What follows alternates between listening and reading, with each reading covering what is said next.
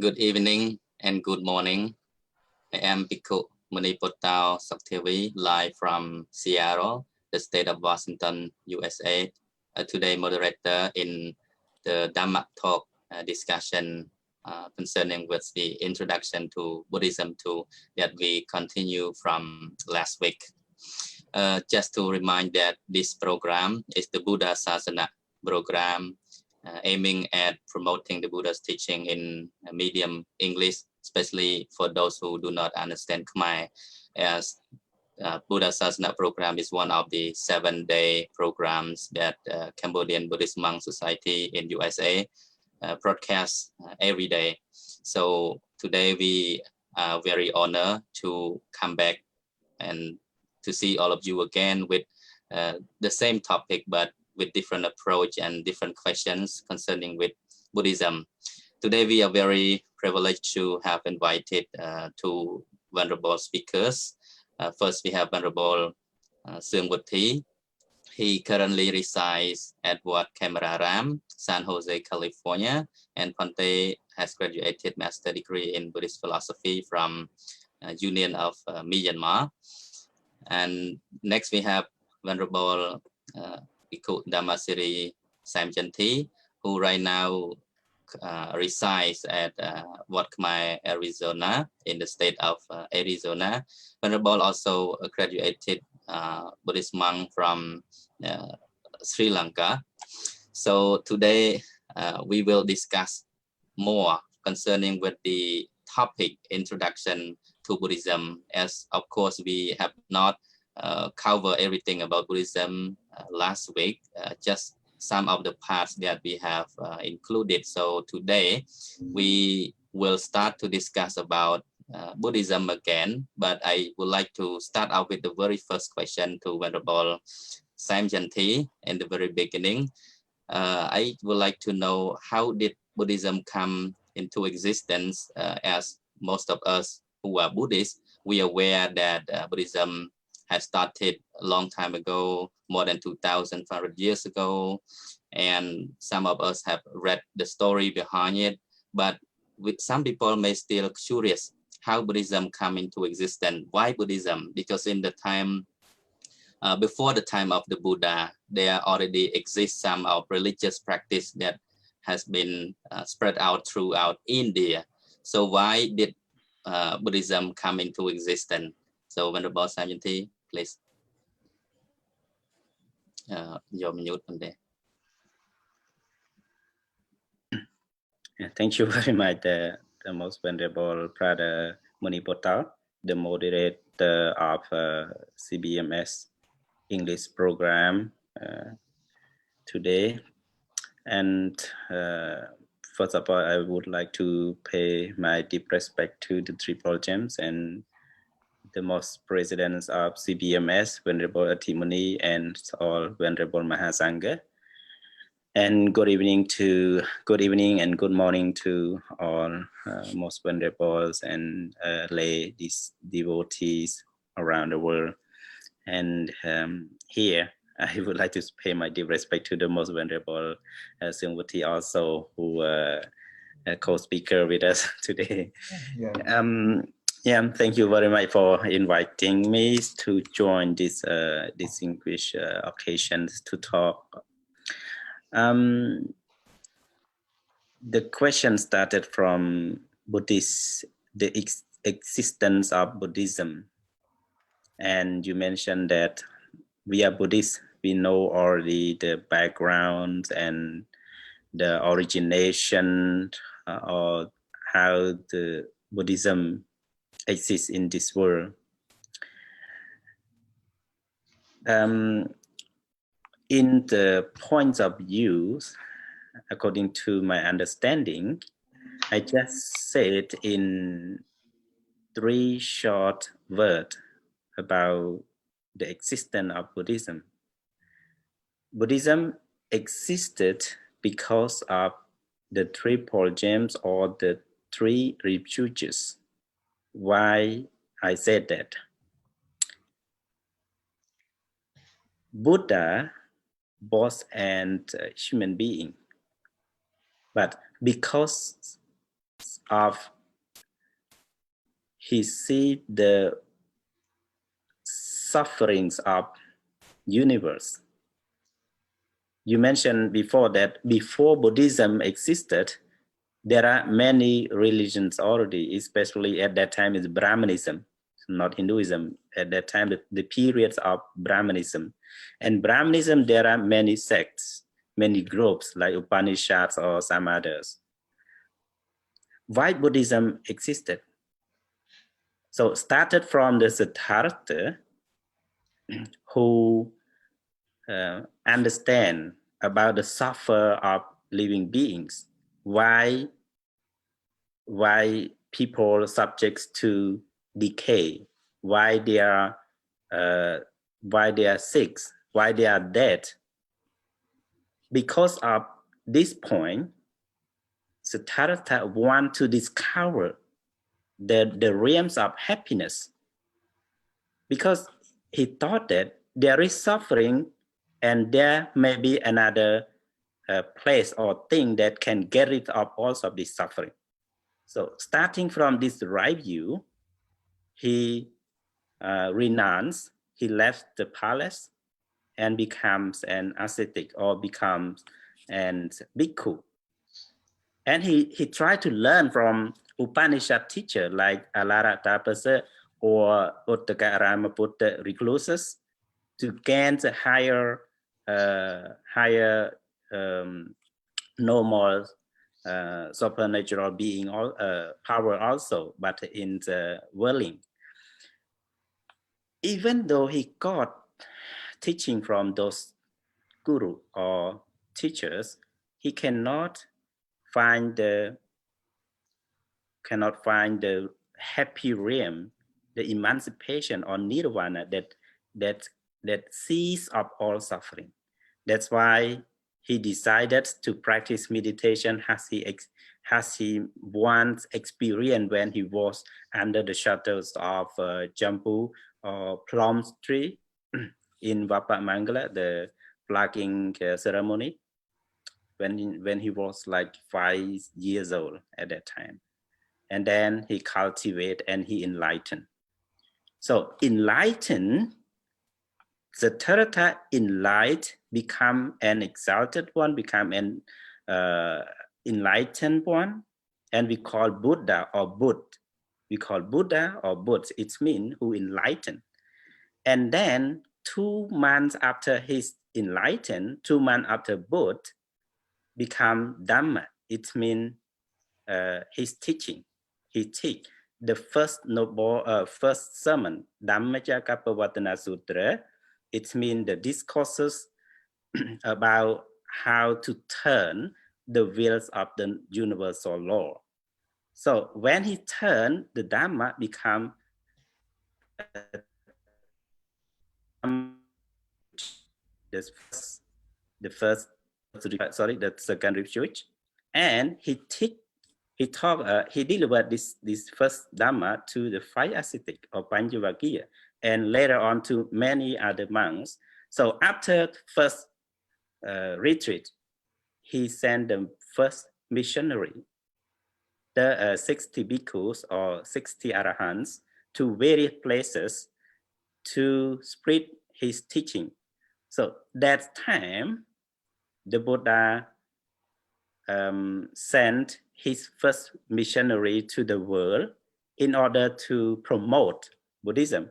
That's why Mara came to the Buddha and asking to attain Nibbana. Immediately he enlightened, but he said, unless my disciple did not learn properly, did not preach properly, did not explain my doctrine properly to the universe, to the living being, I will not attain Nibbana.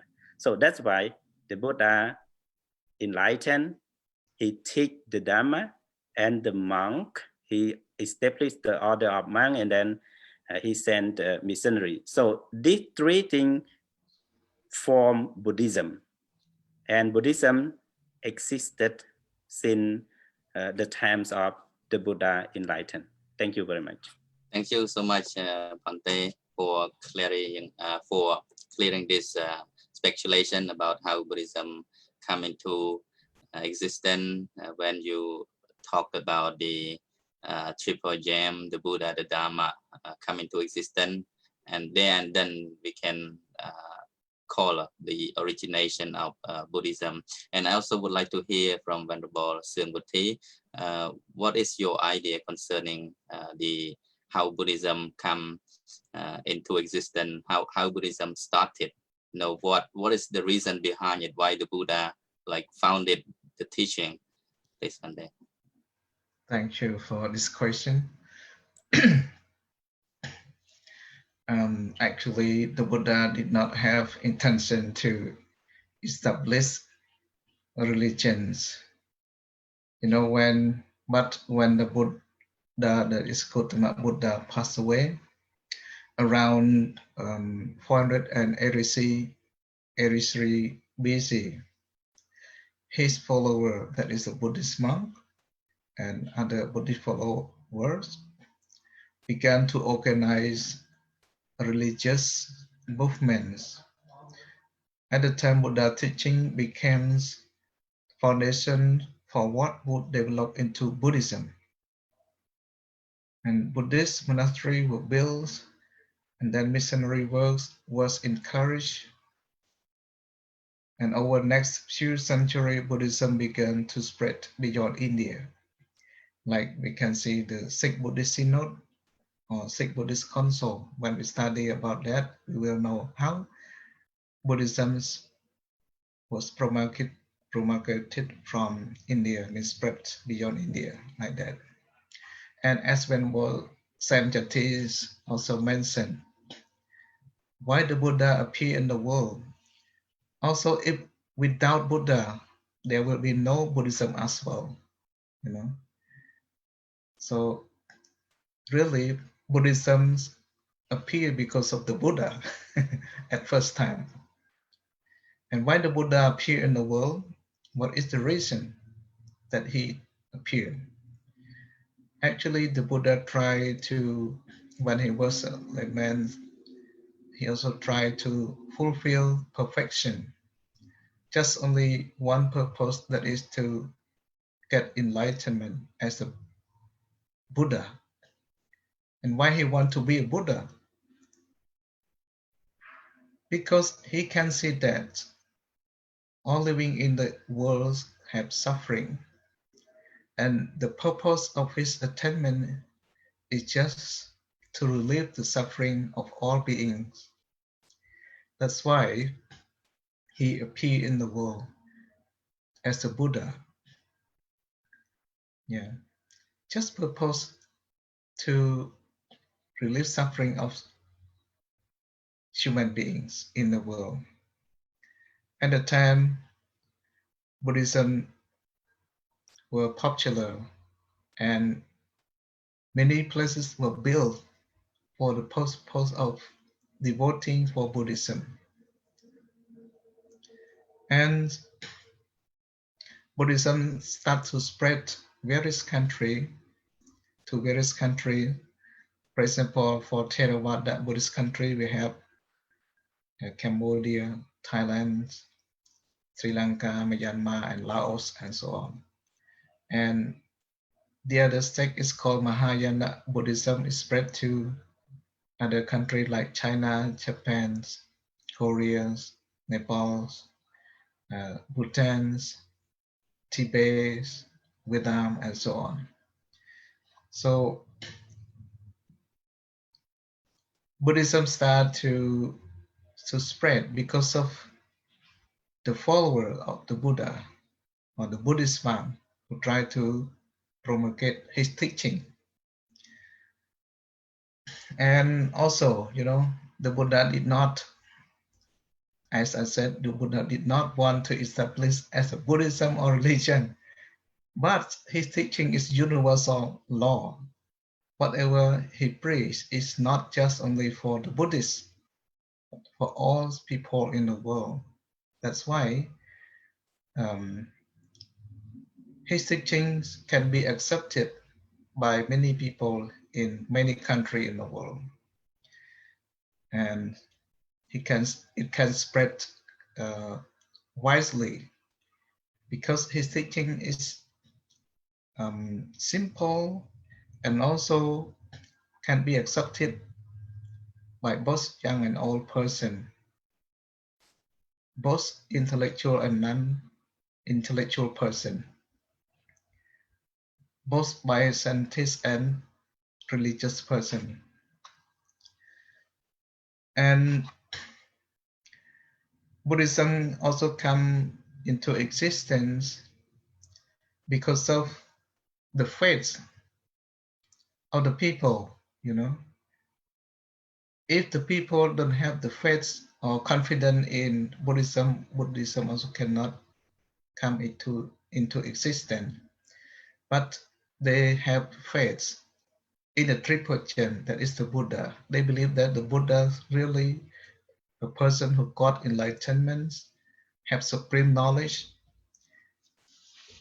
and Buddha is the greatest teacher who showed us the correct way to happiness, welfare, and liberation. That's why whatever he speak, whatever he take his Dhamma, many people can accept it. So Buddhism come to exist day by day until now. Thank you. Thank you, Hante. Yeah, that is very interesting when you pointed out about the Buddha before he became the Buddha or before Buddhism started. There's a reason behind it. We have to talk about since when the Siddhartha was a lay person and having seen the four signs in life that all of us have to face,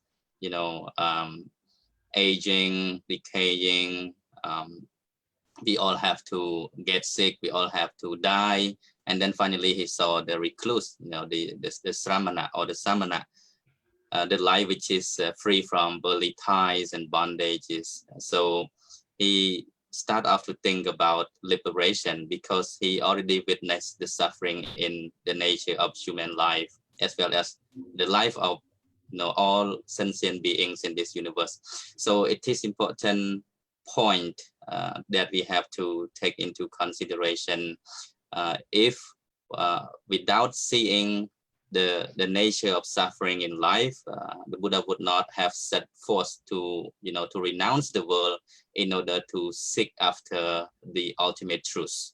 So we can put into simple word that Buddhism started when the Buddha set the journey in order to find out what is the truth of life, what is the true meaning of life, why people suffer, and how can we put an end to this suffering in life, and that's how when he started to begin his journey as a samana by renouncing the royal palace and his family life, and then he himself ordained as a samana.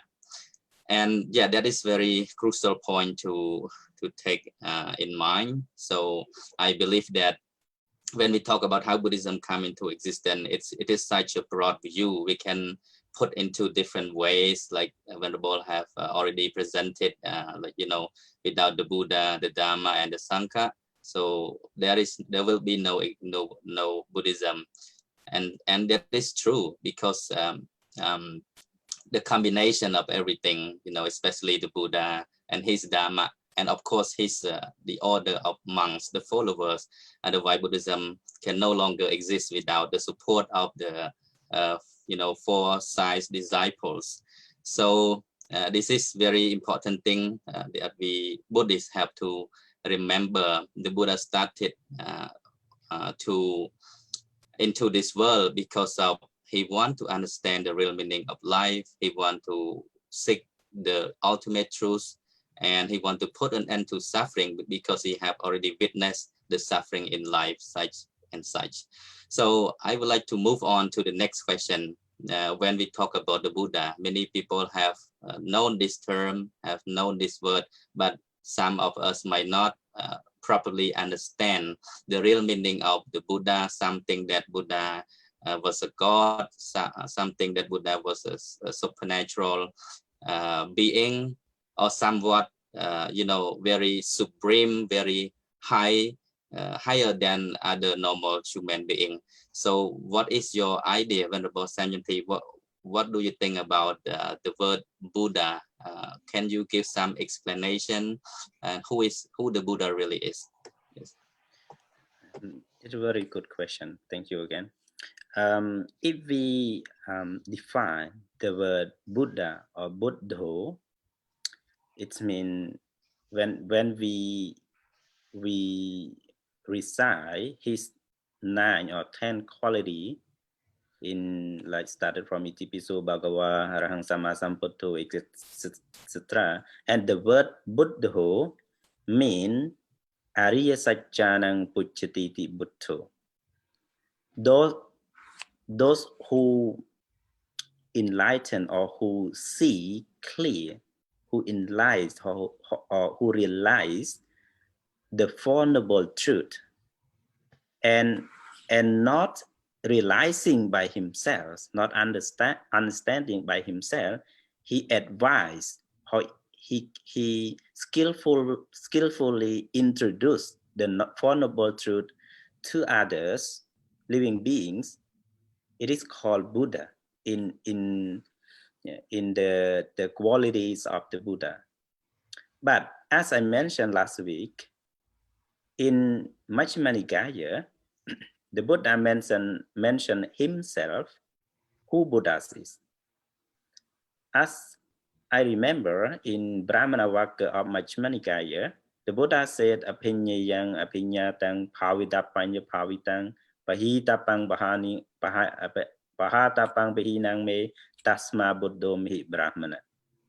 So I am called Buddha, Brahmana. He said with Brahmana, the Hindu's teacher or other religious teacher. He said, Brahmana, I am called Buddha because apinyayang apinyatang, I know or I understand, I realize whatever should be realized, should be known in this world. Whatever should be known, I have already known it. Apinyayang apinyatang, enlightened. And bhavita panja bhavitang, what should be trained, I have already or completely trained. Pahatapang bahinang me, what should be eliminated, what should be eradicated, what should be absolved or removed, I have already removed, I have already abandoned, I have already eliminated. So because of these three reasons, I am called Buddha. It is mentioned by Buddha himself. Thank you. Thank you, Vante. It is very interesting. So to take it into notice that the word Buddha is not English language. This is something most of people confused about.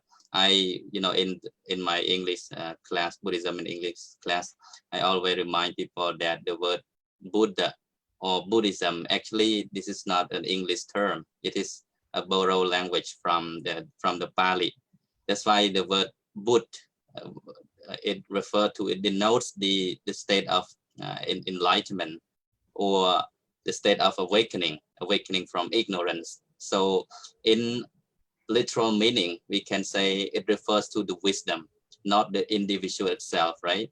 It refers to the wisdom of those who have gained enlightenment. So there is the wisdom in seeing the Dharma. So, okay, I would like to move on to Venerable Singwati. If you have something to add on to that, some people think Buddha is not a human being. He must be some sort of supernormal power, or any god. Some people think about that, even in the Cambodian context, something that the Buddha is not a normal human being. So do you think Buddha is as normal as us, or somewhat different from us? Of course, really, the Buddha is not a god, and the Buddha is human being, but he has different characteristics from us. Even though the Buddha is human being, but he is supreme human being. He is superior to other living being or human being because of his knowledge and wisdom and moral conduct. Like just now, Venerable Samchanti also mentions some points in the Buddha's virtue. Especially, he also talked about 10 kinds of virtue of the Buddha.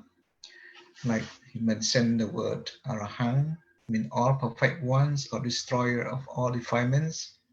Samma Sambuddho, enlightened ones. Vajja Jara Sampanno, person who endowed with knowledge and moral conduct. He is very pure person with knowledge and moral conduct.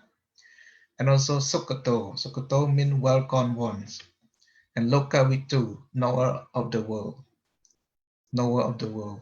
And Anuttara means incomparable moral virtue. And Parisattammasarati, exaltation, giver of man or tamer of man. And Sattha Deva Manusanang, it means the Buddha is teacher of God and men. And Buddha, one who got enlightenment about the Four Noble Truths. And Bhagava, one who has gone to the three worlds and not reborn again. That is the 10 kinds of virtue of the Buddha. Embraced Buddha has all moral virtue, worthy of homage by God and men. Therefore, if we bow down and homage to him, we will accumulate great merit.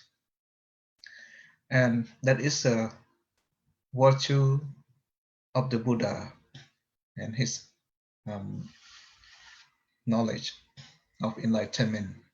Actually, the word Buddha, if we say in Cambodian Pali, Buddha, Buddha is derived from the root Buddha or Buddha element, it means like that, and Ta suffix. And it has many kind of meanings, a lot of meaning about the word Buddha or Buddha. We can say Buddha or Buddha is the person who visualizes the Four Noble Truths.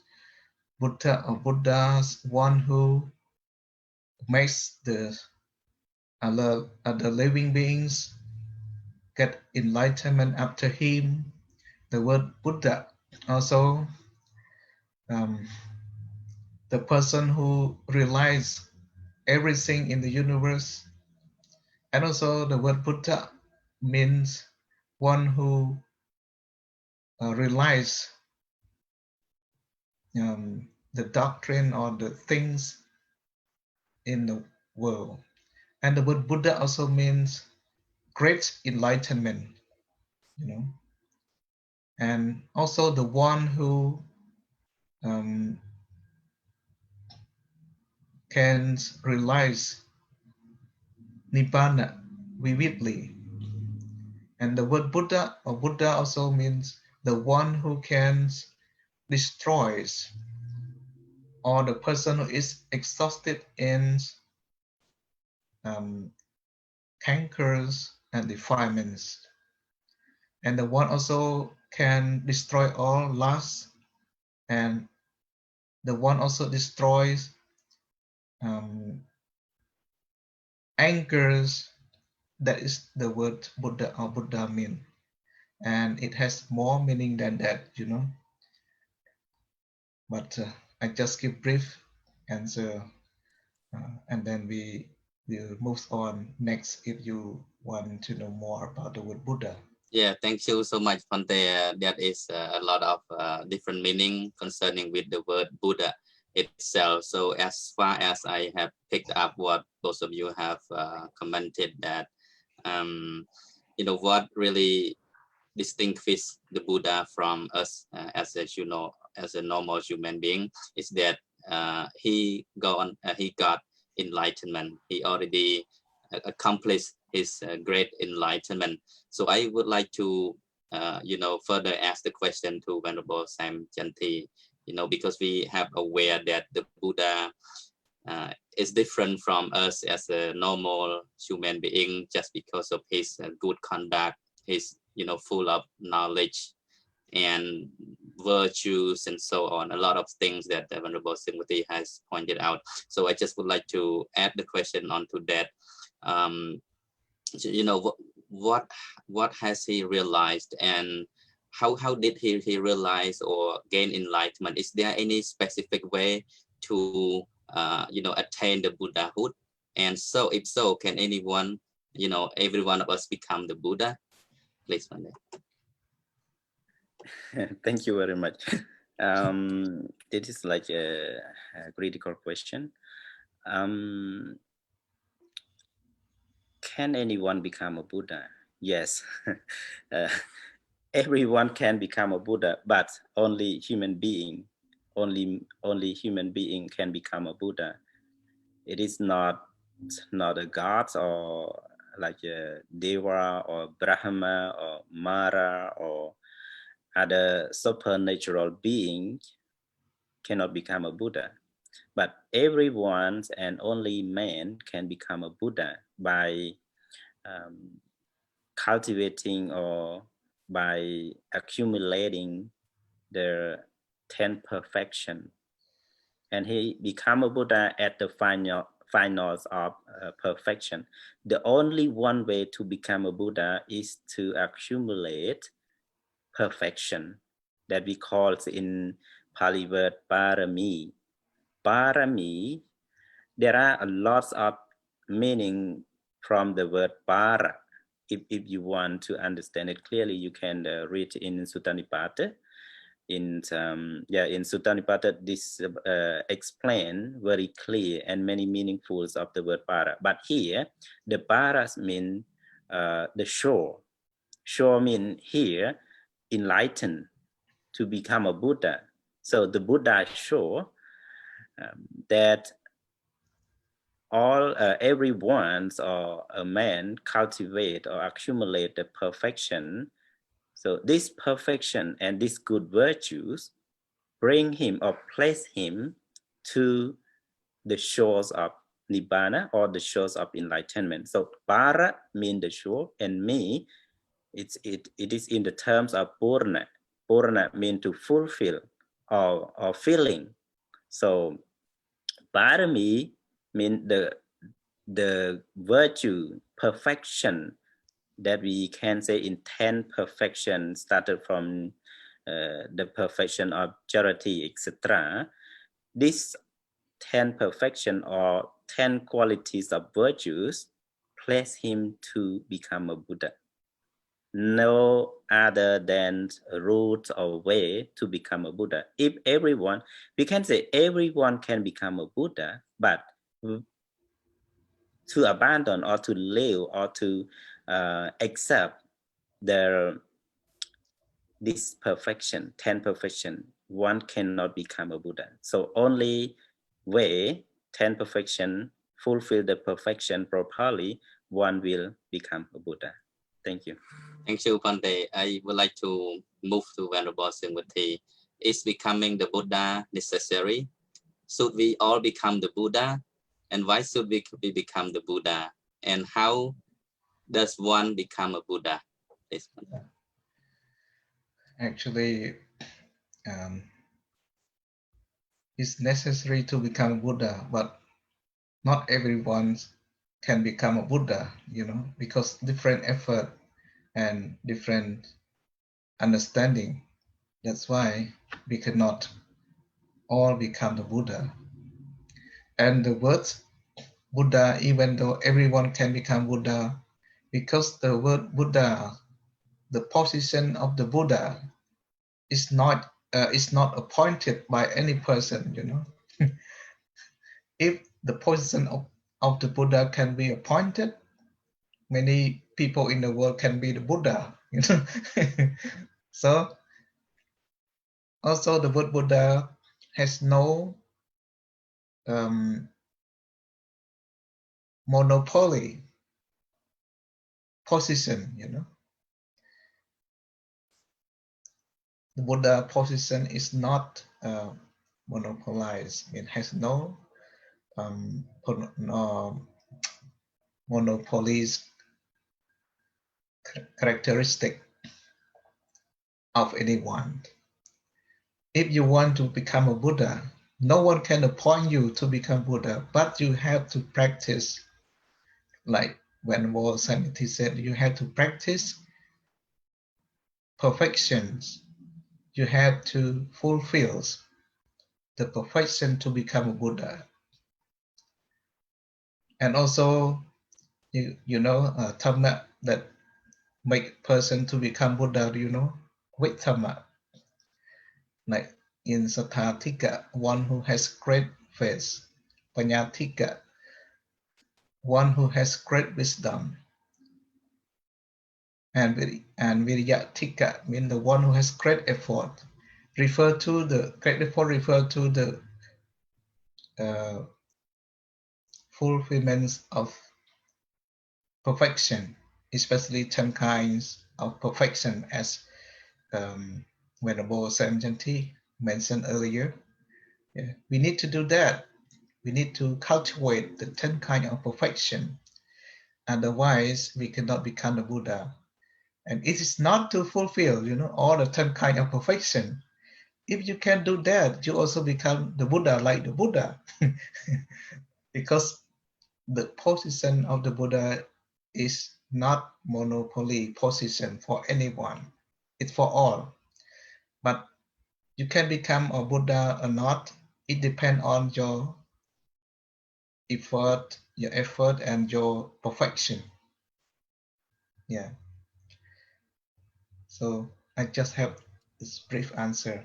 Yeah, thank you so much, Pante, for both of you for pointing out the way to become the Buddha. And of course, if possible, why not become a Buddha? But it is not, you know, thing which is possible by just aspiring, by just wanting to be a Buddha, and then we become the Buddha. Of course, it needs great effort. It needs, you know, great performing of the 10 perfections, and you know, of course, to understand the way of life as it is, just what the Buddha has expounded in the Four Noble Truths.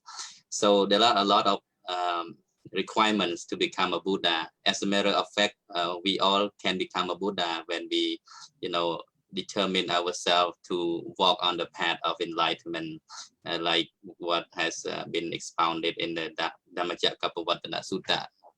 The way to gain enlightenment by practicing, by seeing the Four Noble Truths and fulfillment of the 10 perfection. That is the theories which has been, you know, related to one another, as well as, you know, which has been mentioned in the 3 summaries of Buddhism. So I just would like to ask another final question, I believe, because as we are going to be on time soon. So my question is that by practicing those Dhamma, everyone can become a Buddha, but that does not mean, you know, becoming a Buddha is not just something, you know, appointed by someone or any God or any other people, but we have to work hard in order to liberate ourselves. And in Buddhism, there are so many teachings that the Buddha guided us for us to practice on a daily basis, not just for the, you know, the Buddhist monks who are the order of the Sangha, who can attain the full liberation, but also for the laity, the lay disciple also have a chance to become the Buddha. Can you give some, you know, theories or teaching, the Dhamma, that one can, you know, practice on daily life so that one can achieve peace and happiness, or perhaps a final liberation? So Venerable Samjanti, what is the you know, the teaching that one can practice on a daily basis and then one can gain happiness? Thank you very much for the final question. Yeah, my internet may be some little problem, so that's why I cannot hear clearly. But Oh, I can cut your questions. Yeah, any simple word concerning with the Buddha's teaching you might think of, might be a good advice for our Buddhists to practice on the daily basis. Yeah, thank you. Before answering this question, I would like to go back to the second question about everyone can become a Buddha. That we have controversials until now between Theravada Buddhism and Mahayana Buddhism. Mahayana point of view about Buddhism or about the Buddha or the Sravaka, in Mahayana, the concepts of bodhicitta, they referred or encourage everyone to become a Buddha. Everyone should become a Buddha. So one cannot get rid of all of suffering without becoming a Buddha. It is in the Mahayana views of Buddhism, of the term Buddha. Because like you see, the term of Bodhisattva in Mahayana Buddhism, Bodhisattva practice 6 paramita or 6 perfections, not 10 like Theravada Buddhism. They practice only 6 perfection, but 6 perfection, if we study literally, it is like an arahant. To become a Buddha like Avalokiteshvara, or we say Ganjin every day that we know the Manjushri Bodhisattva or Avalokiteshvara, or we call Ganjim, or in Cambodian language we say Praniang Kong Seim, to appear in both sex, male or female.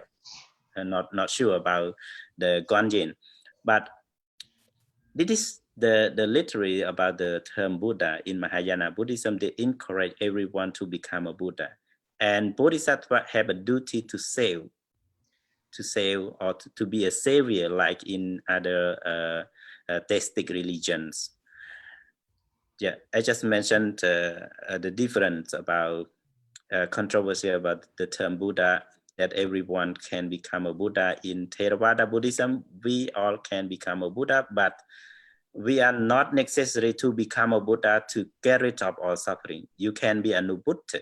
Anubuddha means the Sravaka or the disciples of the Buddha, like Sariputta, Moggallana, Ananda, or Mahakaccayana, etc., or other simple Savaka like like Visakha, Anatta Pandika, or some other disciple in the Buddha's time. But it is like a little bit different from Mahayana. So it is the second question that deal with. So now, what the Buddha teach or what the Buddha taught, I think the student of Venerable Muniputta, the moderator, learning and translate the one book called What the Buddha Taught. It is the first academic books written by Venerable Rahula Wapula. Yeah, it is the first academic books of the 8, because there are 8 academic books started from the first volume, What the Buddha Taught. He mentioned a lot about that, but the prominent Buddha's teaching, or we can say the early Buddhist teaching, it is the Four Noble Truth. And Four Noble Truth is the only thing that we can practice daily, because every Dhamma talk, even though in stanza or in sutra, discourses, Abhidhamma, expound, teaching, included in Four Noble Truth. When one know about the truth of suffering, yes, we face the suffering in this universe. That the Buddha said, idam ko panatukkhaṃ ariya saccang jati pitukha jara pitukha vyadi pitukkhaṃ maranam pitukkhaṃ soka breti pitukha domanasupayasa, etc. That is, if we understand clearly what the suffering is and understand, accept the reality, and then we will look for the cause of that suffering. That is the dukkha samudaya, or the arisings of suffering. When we experience the cause of suffering, we will looking for the way or the paths leading to cease or to eliminate all of the suffering. That is the Eight Noble Paths, starting from the right understanding to right view, right action or right thought, etc. And then when we practice following by the steps of the path that mentioned by the Buddha, we can attain or we can bring nirvana in oneself. This is how you practice. Even though this is the deep Dhamma talk, but if we apply it to our day-to-day life, it is very simple for you. Just accept the reality and practice, and gradually practice whatever you can by observing 5 precepts or 8 precepts, or doing good thing like alms giving, or just meditate 5 minutes a day. That is how to practice simply, and you can gain happiness for your life. If you understand reality, it is no way to be suffer very much. That's why the Buddha find the place there is no suffering at all. It is nirvana. We can say place, not misunderstanding. It is just only mention that nirvana is where that not exist of the suffering. So it is a peaceful place and harmony that Buddha and Arahanta gains and sees without any difficulty, any worry, or any unsatisfactory or any lamentation, just only peace. Yeah, just only peace. Thank you. That is just only. Thank you, Hante. I think it is very interesting when you clarify this point, just to make it clear so that people can catch up with the idea that in the Theravada Buddhist concept, it is not necessary for everybody to, for everyone to become a Buddha, but of course it is necessary for everyone to be liberated. But in order to be fully liberated, it does not mean that we all have to be the Buddha, because to be the Buddha, there are some special characteristics that one has to come through, a lot of performing of perfections, life after life, 1,000 life, endless life. So, but of course, we all have the capacity to gain liberation, the liberation from physical suffering and mental suffering. That is the total liberation from the samsara, the cycle of rebirth. Of course, everyone can be liberated, but it does not mean that to be liberated, one has to become the Buddha. No, it does not mean so, because the 4 types of magga, they all can be liberated from suffering stage by stage until the Arahata Magga obtained. Then one is said to be fully liberated from suffering. But all Arahanta does not mean they are all the Buddha. To be the Buddha is the fully enlightened one, not just enlightened one, but the fully enlightened one, the self-enlightened one, the rightly enlightened one, the exalted one. There are so many names for the fully enlightened Buddha. So just to clarify that point, and I would like to move back to Venerable Singwati, following the points that Venerable Samjati has raised about, the ways to gain liberation by practicing or realizing the 4 noble truths, the noble eightfold paths. In summary, the Sila, Samadhi, Panya. Venerable Singwati, can you make it simple for the daily practice? What lesson we can learn and how we can apply the teaching of the the middle path into daily practice in order to gain liberation, please. Yes, and first of all, before answering this question, I also want to mention about the method that make us to have happiness, especially worldly happiness, you know. And after that, we start to discuss about the supramundane happiness. But for mundane happiness or worldly happiness, everyone can get it if they try hard to do that. For example, if we are lazy to study, we don't have knowledge. So if you want to get knowledge, you have to study. And if we don't have knowledge, we cannot have well, you know, we don't have well. And if we don't have well, we will not have friends. The person who has well have a lot of friends, but the person who is poor, he rarely have good friends or many friends.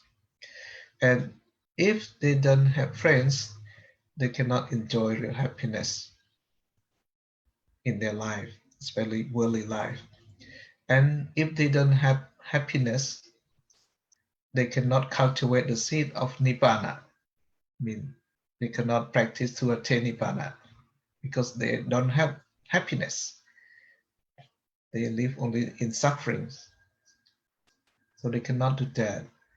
And concerning happiness, the Buddha also mentioned four kinds of happiness in daily life. Like number one, atisukha, means happiness because of having wealth. If you have wealth, it can be supporting factors to make us happy, you know. And number two, pokasukha, it means that happiness because of using our wealth. You can see in this world, many people they have wealth, but some of them are not happy because they don't have time to spend well whatever they earned. You know, they don't have time to go to visit this country, that country, or this place and that place. So even this kind of person have a lot of wealth, but they are not happy. Yeah. But if you have wealth and you have spent your wealth, then you're happy. And number three, ananda sukha, mean that happiness because of having no debt. You don't owe other debts. That's why you're happy also.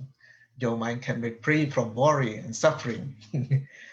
And number four, atasukha, mean happiness because of not committing any wrongs. You mean that you don't commit wrongs against religious law and social law, like that. So we need to have this four kind of happiness in daily life. And if you want to get rid of all suffering and attain true happiness in supramundane state, we need to understand the Four Noble Truths. You know, like Venerable Sanity also mentions some points in the Four Noble Truths. Most of people, they are suffering because of they don't understand these Four Noble Truths actually. For example, the Buddha said the truth of suffering, dukkha satya. For example, when we have physical body, we have suffering. And what is the suffering because of having physical body? When actually we have physical body, we have old age, sickness, and death. These are the suffering of the physical body. And other suffering is mental suffering. Mental suffering refer to grief, lamentation, worries, and so on. this suffering of our mental state. And surely when we have physical body, we call dukkha satcha, we really have suffering. And samudaya satcha means the truth of the sufferings that is referred to craving and ignorance. You know, people have suffering because of they have craving and ignorance. For example, you want to get a very nice cars or very good homes or villa like that, and you try to work hard to get money. And before you get money to buy house or modern car, you need to work so hard, and that is the suffering caused by your craving, right? So if you have less craving, you also have less suffering. But if you have a lot of craving, you also have a lot of suffering in your life. And also ignorance. People who has ignorance, they commit a lot of bad things in their life. That's why they need guidance from the learned person to tell them the right ways should be practiced or should be done, and the wrong way should not be done, and so on. So ignorant person need guidance from other. And in order to get rid of ignorance is not easy. You need to practice vipassana to see things as they really are. Yeah. And also satya number 3, nirodha satya, means the truth of the cessation of suffering. It means that if we want to eliminate sufferings, we need to also get rid of craving and ignorance. And we should realize about that. Yeah.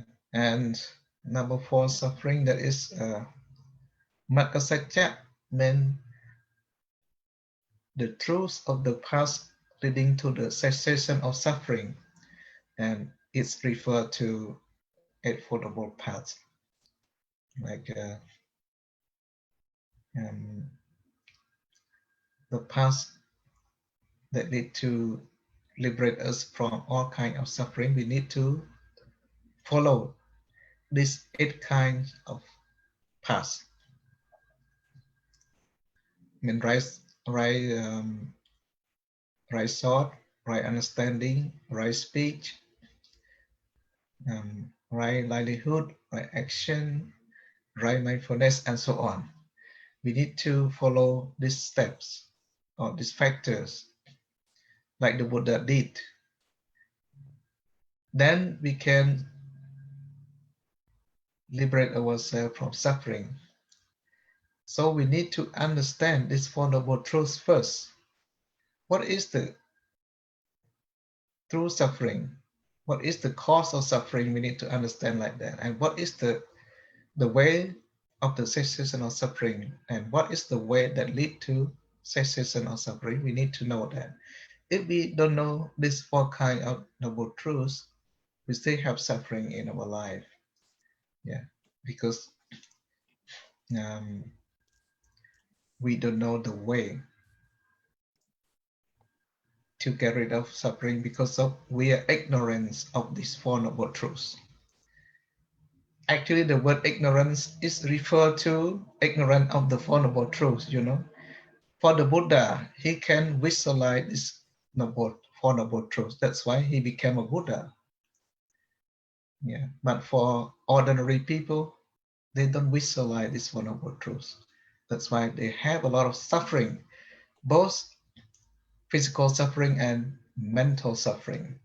For the Buddha, when he visualized the Four Noble Truths, or he got enlightenment about noble truths, he can remove all kinds of mental suffering, but he has physical suffering. he still have sickness like us. And that's why in the Buddha time has a doctor, Jivaka doctor, who cured the Buddha's sickness, especially his physical sickness that caused him to have physical suffering, you know. But for mental suffering, the Buddha not have such kind of suffering like us. Yeah. But for us, we are ordinary people. We have both physical suffering and mental suffering.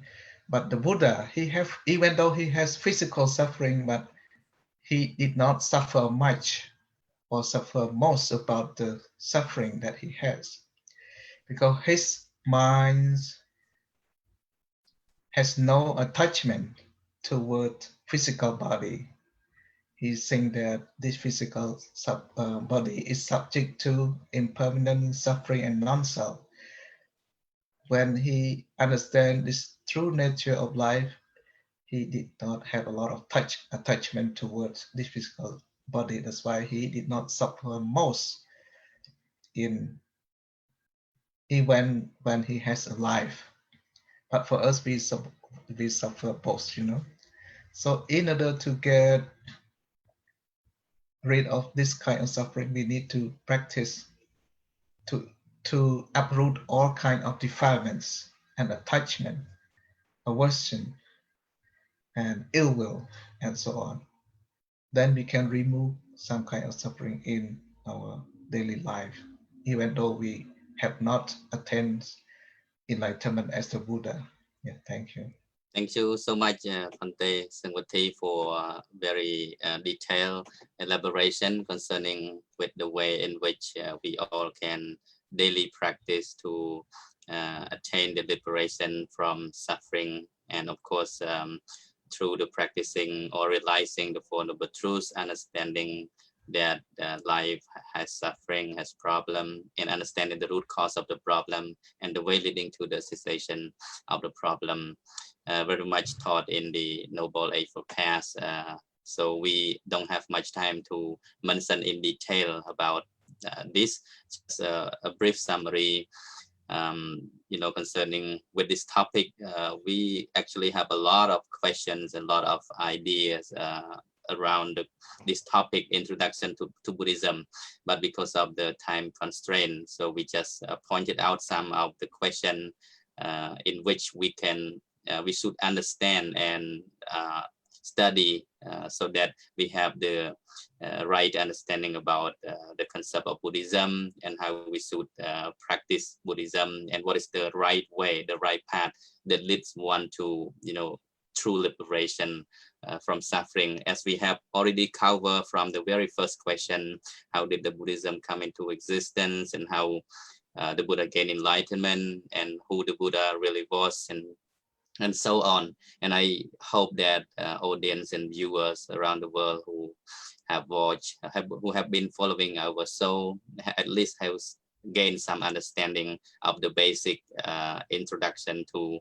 Buddhism. And we will come back next week with somewhat related to introduction to Buddhism with different aspects. So hopefully our audience can, you know, follow up with the next discussion as well. So today, because of the time is over, so I would like to say thank you to both Venerable Mangalachuto Sungwati from California and Venerable Dhammasiri from Arizona for joining our Dhamma Talk discussion today. And also would like to thank you all audience who are watching the show right now. And also thanks you to Venerable President of the Cambodian Buddhist Monk Society in USA, Mani Mangsang, the abbot of Wat Muni Sitaram in the state of Minnesota. So before ending our live show today, I would like to share merit to all living beings in the whole universe.